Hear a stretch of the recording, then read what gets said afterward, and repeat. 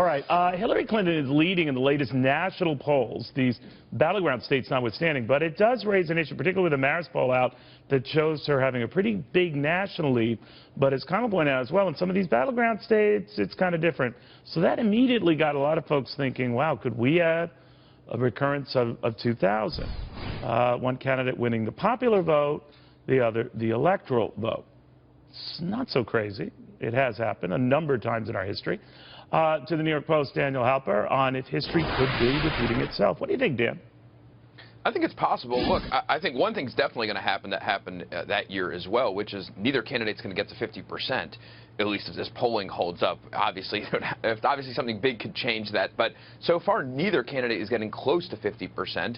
They're maxing out for Hillary Clinton around 45 nationally, and for Donald Trump cleroser to 42. Is that because of the other two primary independent candidates, or just because of them?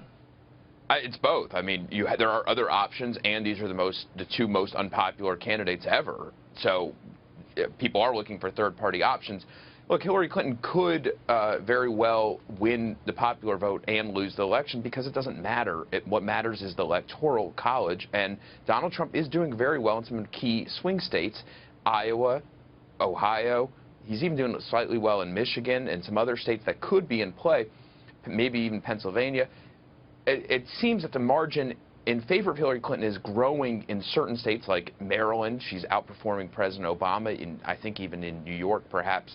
But in other states that are very blue states, so that's increasing her popular margin. But in the heartland, where it's very competitive, she seems to be slipping a little bit and he's gaining. So it's not, I'm not predicting it, but it's certainly a possibility. You know, I've noticed into their campaign strategies that they're not reaching out as much as they seemed to a little more than a few weeks ago to independent or undecided voters, as much as they are going back to their respective bases to get them jazzed and excited.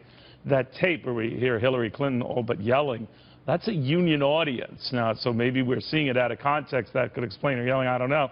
But she's trying to rally them around her. Donald Trump the same in a number of his appearances, particularly I noticed in North Carolina. Is that what this comes down to? If you can't win new ones, make sure you get the ones you have out to the polls. Well, it's especially important for Donald Trump. That's why today he released, and he just further released a list of Supreme Court justices, all conservatives, who are very popular within the conservative movement, trying to get them on board and ensure that they come out to the polls. He isn't doing that well among his party. I should say he's not doing as well as other Republican nominees have done in the past, and it's key for him to bring out Republicans, have them come home, and have them support him. Hillary Clinton, I think her support, her reaching out is to her own base is a little less so, though she's definitely not drawing the margins that President Obama did with like the black community and even with the Hispanic community. You see Hillary Clinton on TV running ads directly reaching out to Republicans and saying even Republicans aren't supporting Donald Trump. So hers is sort of a little more, I don't know, a little more jujitsu.